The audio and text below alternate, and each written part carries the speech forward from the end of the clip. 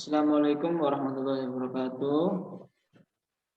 Perkenalkan, kami dari mahasiswa Politeknik Negeri Malang akan mempresentasikan tentang turbin air dengan kelompok 5. Untuk nama kelompoknya yaitu yang pertama Muhammad Amri Ardi Nasrullah, NIM-nya 1931210056, dan yang kedua Muhammad Dewa Mahendra untuk NIM-nya 1921210031, dan yang ketiga saya sendiri yaitu Muhammad Farhad Jarhum dengan NIM 1931210087. Yang terakhir teman saya yaitu Muhammad Albab Kabibila dengan NIM 1931210009.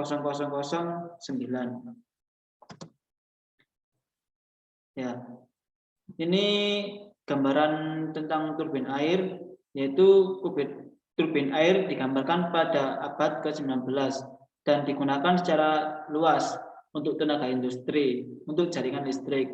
Sekarang lebih umumnya dipakai untuk generator listrik. Turbin ini dimanfaatkan secara luas oleh pabrik-pabrik, terutama di bidang industri, karena turbin ini memiliki sumber energi yang dapat diperbaharukan. Dan yang sebelah kanan itu adalah gambarnya. Dan yang pertama ada generator, dan komponennya ada stator, rotor, dan yang di dalam itu ada shaft, turbin, dan wicket gate. Untuk pengertian turbin air. Turbin air adalah alat untuk mengubah energi potensial air menjadi energi mekanik. Energi mekanik ini kemudian diubah menjadi energi listrik oleh generator. Turbin air dikembangkan pada abad ke-19 dan digunakan secara luas untuk pembangkit tenaga listrik. Dalam pembangkit listrik tenaga air atau PLTA, turbin air merupakan peralatan utama selain generator. Berdasarkan prinsip kerja turbin dalam mengubah energi potensial air menjadi energi kinetik, turbin air dibedakan menjadi dua kelompok, yaitu turbin impuls dan turbin reaksi. Lanjut ya. Ini bagian-bagian turbin air. Dari gambar yang pengertian tadi, yang di atas bagian turbin air yaitu A.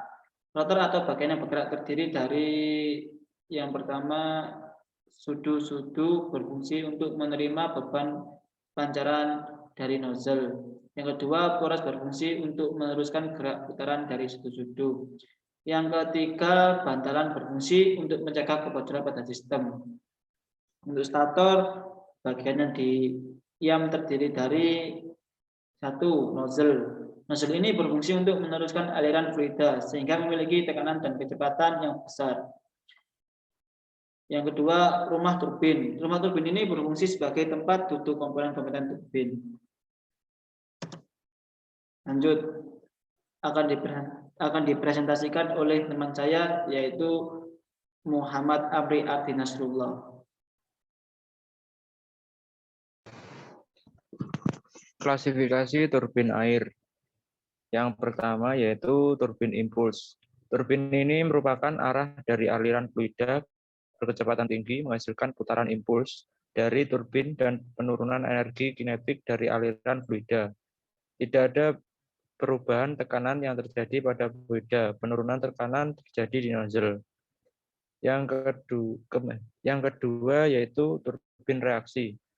Turbin ini menghasilkan torsi dengan menggunakan tekanan atau massa gas atau fluida. Tekanan dari fluida berubah pada saat melewati sudu rotor. Pada turbin jenis ini diperlukan semacam sudu pada casing untuk mengontrol fluida kerja seperti yang bekerja pada turbin tipe multi-stage, atau turbin ini harus terendam penuh pada fluida kerja seperti pada kincir angin. Berikut adalah gambar dari turbin impuls dan turbin reaksi. Next.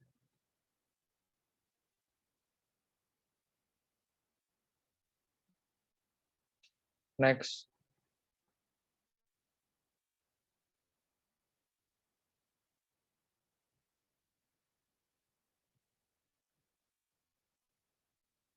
Kemudian jenis-jenis turbin. Yang pertama yaitu turbin cross flow. Kedua, turbin Kaplan. Ketiga, turbin Turgo. Keempat, turbin Pelton. Kelima, turbin Francis. Next.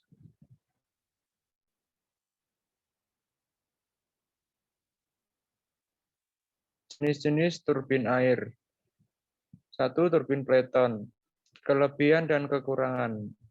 Kelebihannya yaitu daya yang dihasilkan besar, perawatan murah, konstruksi sederhana, dapat ditempatkan konstruksi kecil. Untuk kekurangannya yaitu investasi lebih banyak karena membangun bendungan reservoir air dan banyak energi yang terbuang. Ketinggian air atau head 200 sampai 2000 meter, debit 4 sampai 15 meter kubik per detik. Next. Kedua, turbin turgo. Turbin turgo memiliki desain yang hampir sama dengan turbin Pelton. Perbedaannya hanya terdapat pada sudu-sudunya.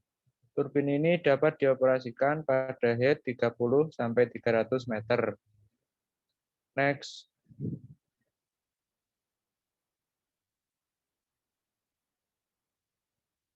Yang ketiga, turbin cross flow. Turbin ini ditemukan oleh Michel Banki sehingga sering disebut juga turbin Michel Banki atau turbin Augsburger.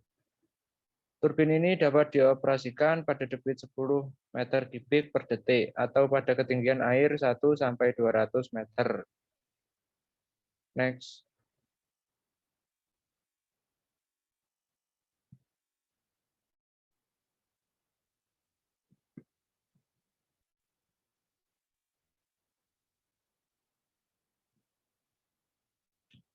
Yang keempat, turbin Francis.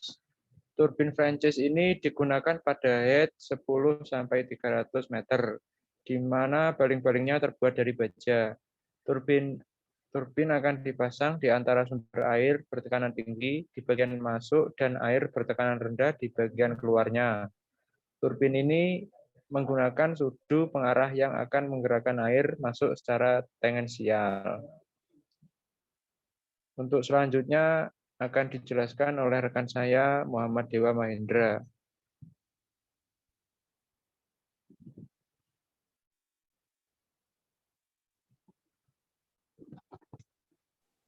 Baik, saya akan melanjutkan potensi energi air.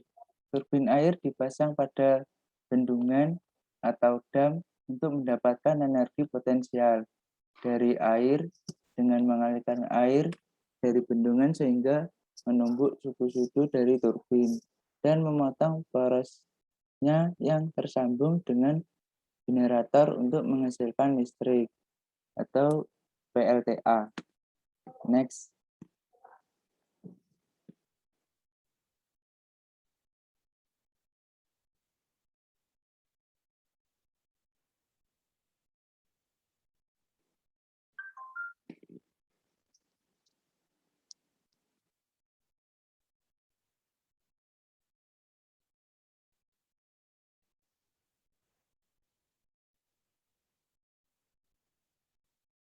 Next.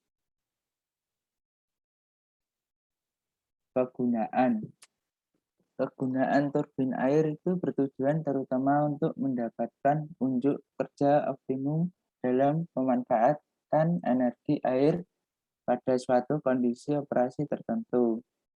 Formula yang digunakan kebanyakan diperoleh secara empiris berdasarkan pengalaman, eksperimen, atau analisis dimensi.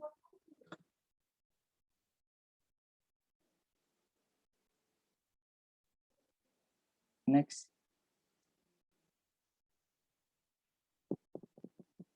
Cara kerja turbin air. Cara kerja turbin air yaitu turbin air mengubah energi potensi air menjadi energi mekanis. Energi mekanis diubah dengan generator listrik menjadi tenaga listrik. Berdasarkan prinsip kerja turbin dalam mengubah energi potensial air menjadi energi mekanis, aliran air yang mempunyai energi potensial dapat disemprotkan ke sudut-sudut turbin oleh nozzle. Putaran dari sudut-sudut tersebut akan mengakibatkan poros turbin ikut bergerak dan kemudian poros-poros turbin akan diteruskan ke generator listrik untuk diubah menjadi energi listrik. Next.